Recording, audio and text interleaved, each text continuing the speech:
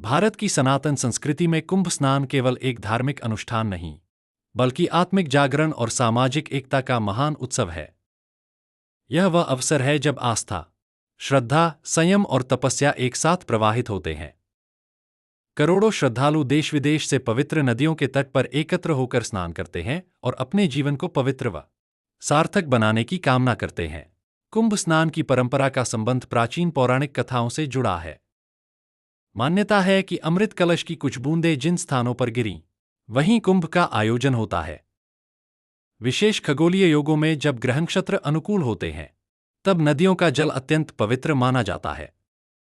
इन शुभ तिथियों पर किया गया स्नान जन्म जन्मांतर के पापों से मुक्ति दिलाने वाला समझा जाता है। कुंभ स्नान का दृश्य अत्यंत मनमोहक और भावनात्मक होता है। दूर दूर तक फैले घाट, श्रद्धालुओं की कतारें, साधु संतों के अखाड़े, नागा साधुओं की भस्मलेपित देह, शंख, घंटा और मंत्रोच्चार सब मिलकर एक अलौकिक वातावरण रचते हैं। यह दृश्य न केवल आंखों को, बल्कि मन और आत्मा को भी शांति प्रदान करता है।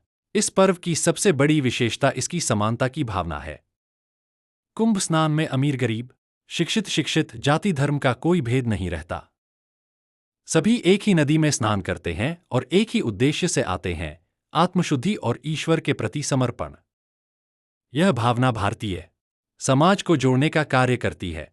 कुंभ स्नान का सामाजिक और सांस्कृतिक महत्व भी अत्यंत व्यापक है। यहाँ धार्मिक प्रवचन, योग, ध्यान, सेवा कार्य और भंडारों के माध्यम से मानवता की सेवा की जाती है।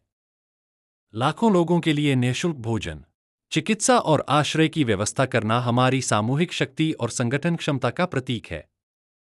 सांस्कृतिक विरासत का गौरव बन गया है।